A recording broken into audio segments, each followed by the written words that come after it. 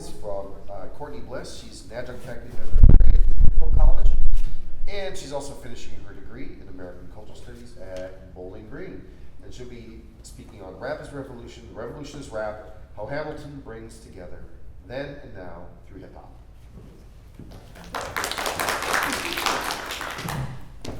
Thank you all for sticking around to hear my talk. So this is a basic overview of the second chapter of my dissertation, which my dissertation is exploring Hamilton and the broad appeal that it's had over the past decade, which is making me realize how long I've been working on this. And so this means this presentation is the opposite of what I want my students to do, which is I am doing a broad and shallow look at this chapter instead of picking one part and going in depth on it. Because I could talk forever about this, and I didn't want to take up too much time. So, when I first heard about Hamilton, I was completely resistant to listen to it. It was hip hop, and I didn't have the best interactions with rap music. First of all, as you probably have noticed, I am white. And I grew up in the 80s and 90s with people who looked at white kids who were into hip hop and rap as strange. So I just figured it was a music genre not for me. And then a friend had me listen to My Shot, which was the third song from the show. And then she played the opening song, Alexander Hamilton. And I was completely hooked. And that's when I decided that my dissertation should focus on how Lin-Manuel Miranda has created a hip-hop Broadway musical that connects with both hip-hop and musical theater audiences. Chapter 1 of my dissertation focuses on the musical theater side of things, and Chapter 2 focuses on the hip-hop. And when Miranda started reading Ron Chernow's biography of Alexander Hamilton, he was reminded of the lives of some of his favorite rappers. And since I started learning about hip-hop culture myself, I now understand why. So like my chapter, today I start by answering the question, why hip-hop? And then move on to see how the four elements of hip-hop are present in Hamilton: DJing, graffiti, breaking, and rap. So the first thing that comes to mind when I think this question is because Lin-Manuel Miranda said so. But that really is only a starting point.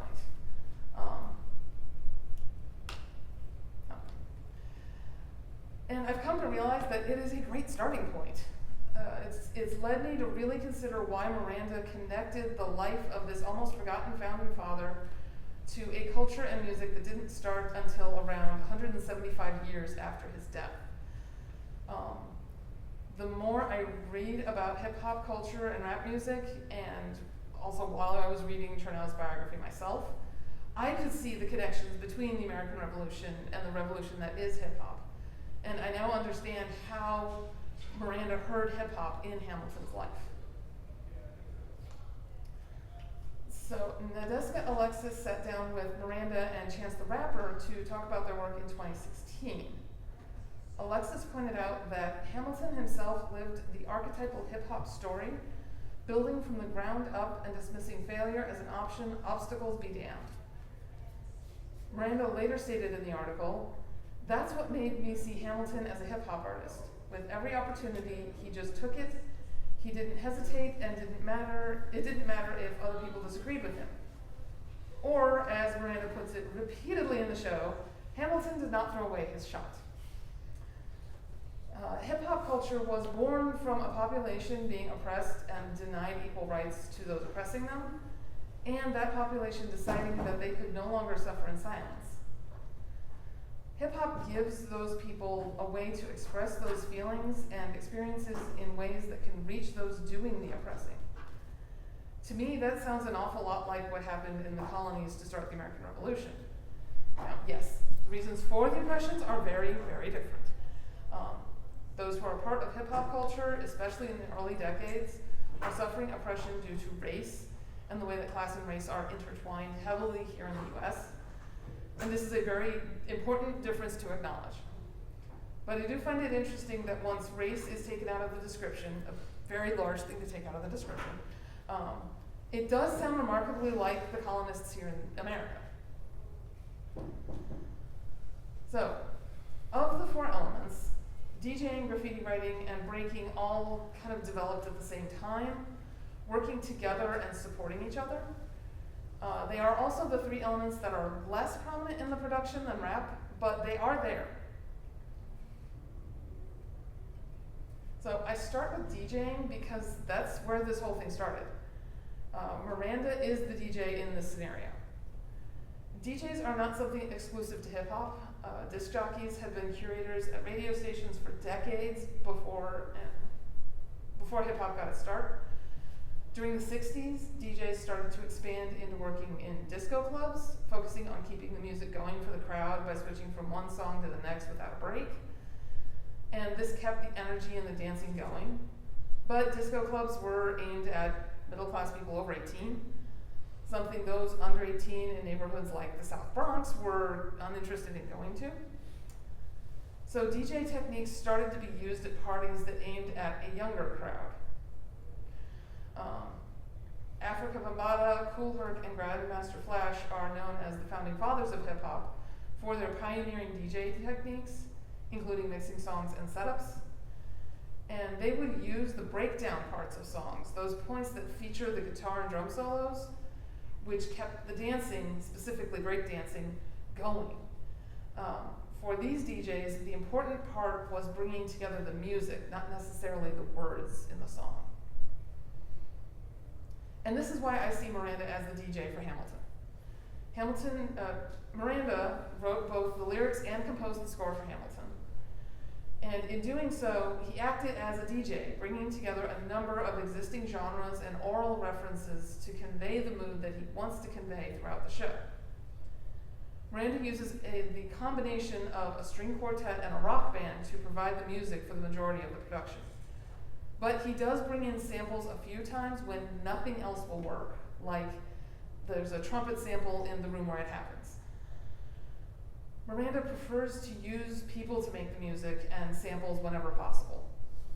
Like when Hamilton sings the line, "Only 19, but my mind is older," the violin produces a siren-like sound, signaling the reference the line makes to the Mobb Deep song, "Shook Ones Part 2. In my shot, Hamilton and his new friends start singing woes in tones that emulate the tones when using a dial-up connection to the internet, because they're spreading the news of the revolution.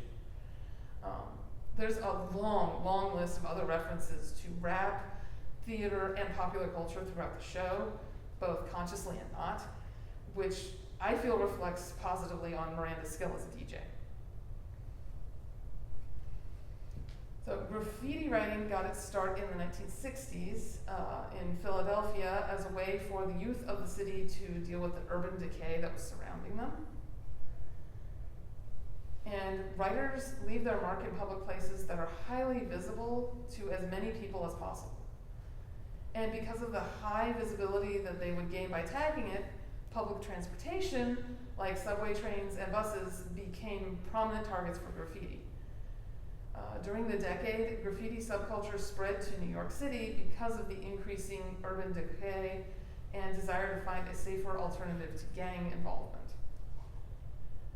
Writers would use their art publicly to respond to the way society was neglecting them and also just visibly exist.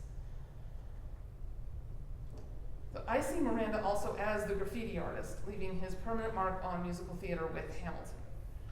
I know I'm stretching the concept of graffiti, but I don't think it's that much of a stretch. As I just pointed out, graffiti artists use their art to publicly respond in highly visible ways to the way society is neglecting them. And while Hamilton is not leaving a mark in spray paint on a wall or a billboard or a train, it is a response to the lack of diversity in the US, especially in the stories told and who is telling them in musical theater.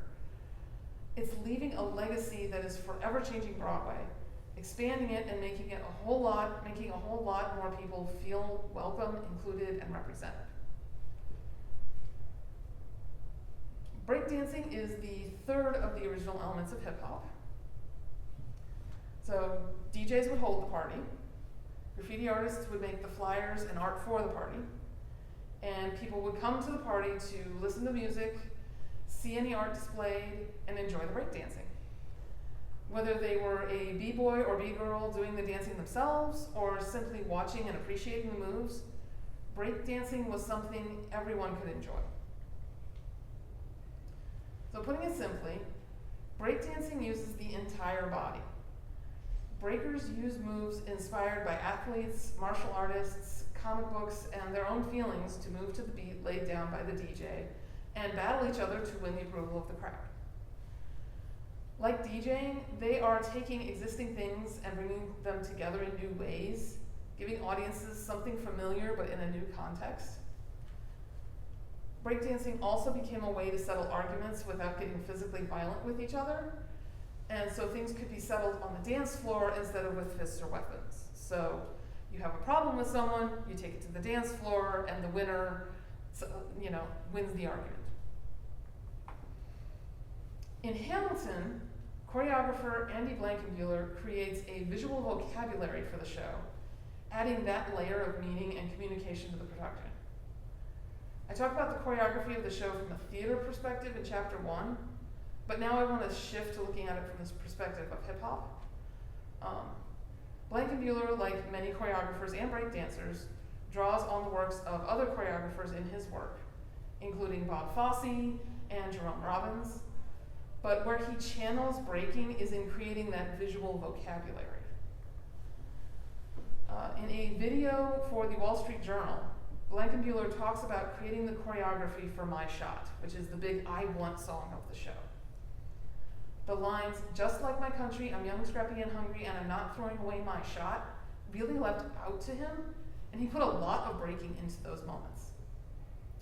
So the choreography starts by gesturing to the people to one side and then the other, and then there's a lean, and the right hand is brought to the chest, like when we say the Pledge of Allegiance.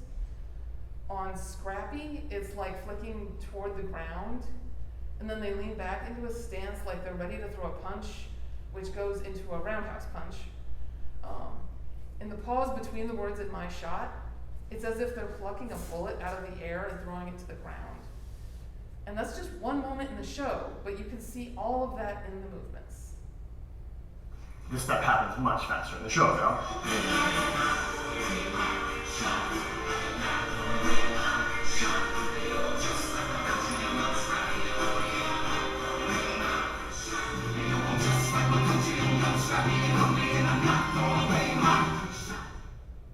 So, throughout the show, you can see the choreography go from waltz to breakdancing to Fosse to moments like this that directly tie into the lyrics within like a minute. It's so amazing to watch. But this brings us to rap. Rap is the youngest but most well-known element of hip-hop. It also is the most prominent hip-hop element in Hamilton, and it also comprises the bulk of this chapter of my dissertation. So in the mid-70s, DJs started to use their microphones for something other than announcements and fillers as needed. They started using MCs to engage with the crowd and keep the crowd hyped up as necessary. And at this point, MCs relied on the call and response tradition present in the Black community.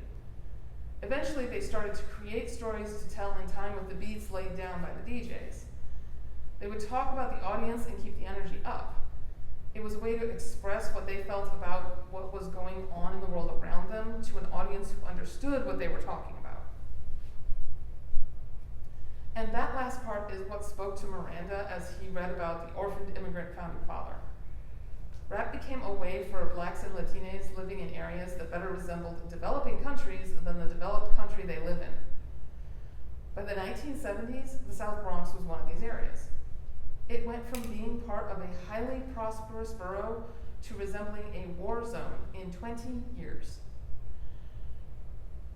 The South Bronx is where hip-hop developed, bringing those four elements together to give kids and young adults in the neighborhood something to be a part of that wasn't a gang.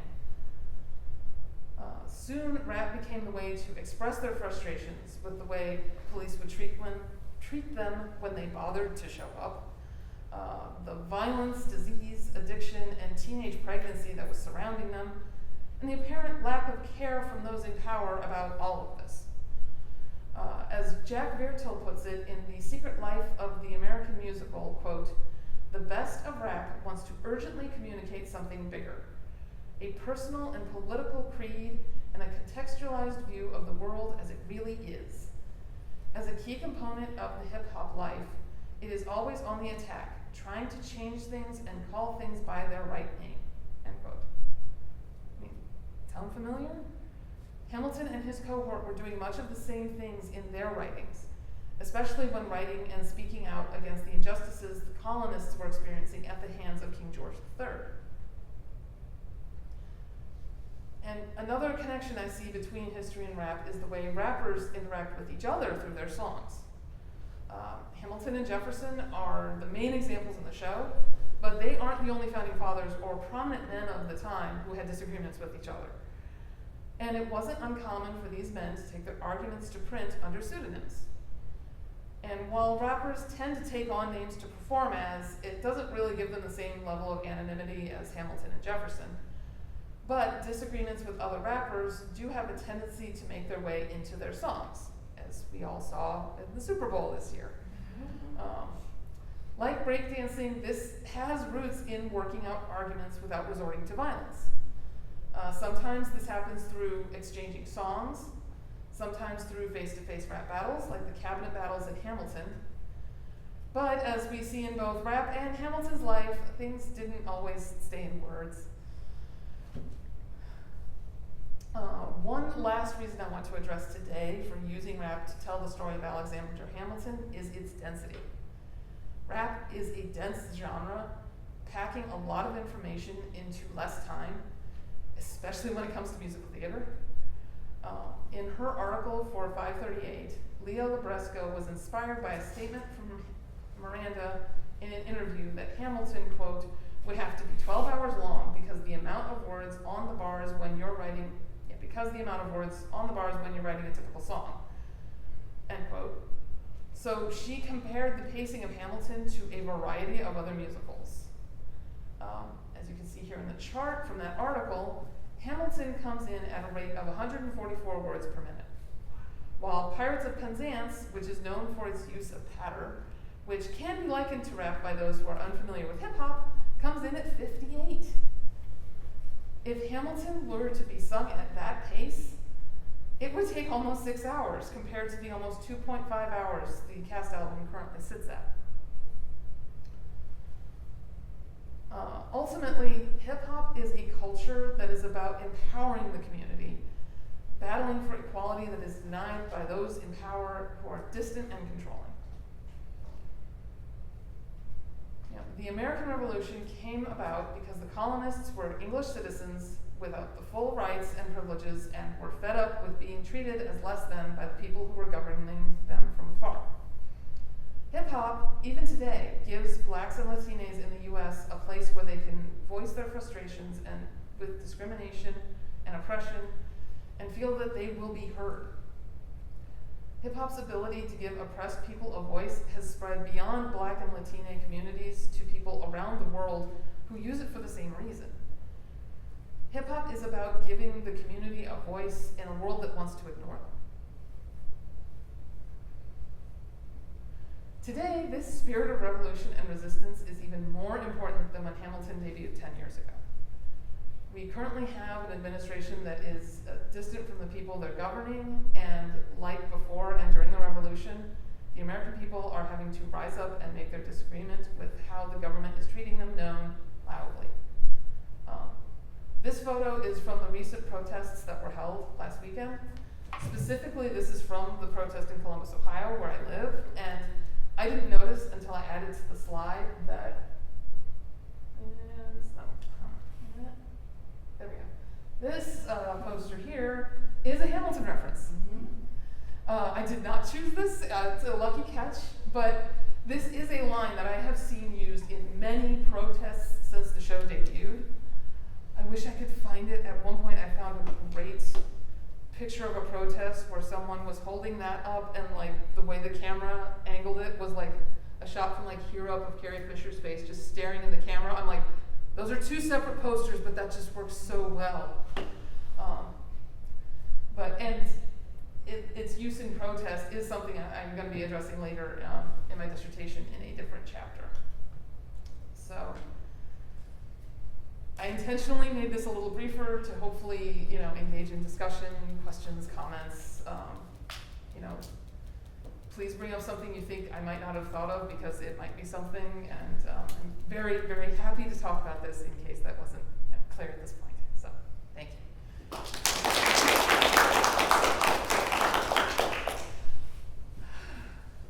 Questions?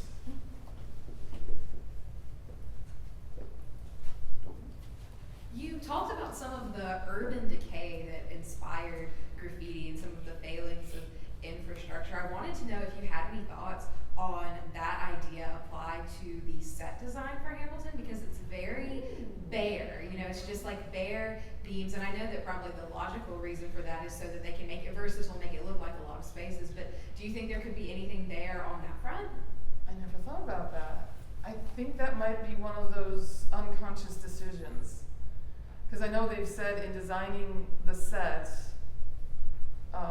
they made it minimalist to kind of allow your imagination kind of to take over, but also they wanted to reflect the fact that at the time, New York was very, very focused on like shipbuilding and stuff. Mm-hmm. So, but that could be part of it. Oh, I never thought about that. I've struggled with how to address the set design of the show, because I love it. I love that it's like, you're not being told what to see. You can kind of fill it in yourself and just get lost in it and stuff. So, and also I feel like it helps focus a lot more of the visual attention on the performance, because Andy Blankenbuehler's put so much, a whole extra layer of information in all the moves. So, but that's a good, I'll have to remember that. Thank you. Just goes along with that. Whenever I was watching, I noticed because of how bare it was, it looked like it was being built, Mhm. right? But also going back to the earth decay, it sits in that halfway point of where you can't tell if it's being built or if it's already decaying. Yeah. Which also goes into the corruption that our first cabinet had in the very beginning too. We're Mhm. creating something new, but it's already corroding. Yeah. And also that kind of reflects, and you were talking about the DJ aspect of the show. There's a lot of use of mixtapes, even later on after the whole thing was published and everything, Mhm. where the characters take their own spin on it, and they even play tracks on top of each other, or maybe they'll completely redo tracks so that way you can hear something new from a different perspective, which I think is really, really cool about the show. Yeah. And I like how that relates to hip hop, because history changes depending on who's telling it. Exactly. Yeah, I love the Hamilton mixtape. I'm talking about that in chapter 3, and I'm like, I don't think any Broadway show has done something like that, because it came from the production. I don't think anyone's gone, here, go have fun with the thing I made. And also, here's some demos. Here's stuff that didn't make it into the musical, and here's me singing it, and it's just, yeah. And then it's that major tie back into, it's just, yeah, everything you said. So, yeah. No, I like the corruption and the, yeah. Kind of a comment that maybe you want to respond to, or maybe it's in the chapter that you're working on. So you talked about kind of hip hop's origins with coming out of developing adjacent to disco clubs. I'm blanking on some of the names of them, but there were a handful of very affluent, not middle class, but affluent disco clubs in New York at the time that were all but segregated in name. That I wish I could remember a couple of them, but that might be something worth incorporating into it, or doing a little bit of research on kind of how inclusive they were. Yeah. I know that that's part of what kind of pushed the black community. Literally couldn't even get into a lot of the clubs that were mostly white only, even if they didn't say white only. Yeah, because I know with disco, most clubs, most of that was part of why there was such a backlash against disco. Disco was just come in and have fun. We don't care what your skin color is. We don't care if you're gay. We don't care, you're just here to have fun. But yeah, of course, there's going to be the annoying exclusive little, no, you can't come in. So, which, you know, yeah, I can see how I might, yeah. Yeah, disco's an interesting I genre because of like, the messaging is not always the same as the way that, I mean, there's always, like you said, there's always those like exclusive, but there was like an upper class that were active in Yeah. that scene as well in New York at the time. Which is kind of funny because you don't think of disco and upper class. Yeah. You know? Yeah, it's a weird little juxtaposition. Yeah, interesting. Okay. All right, thank you very much. Appreciate it.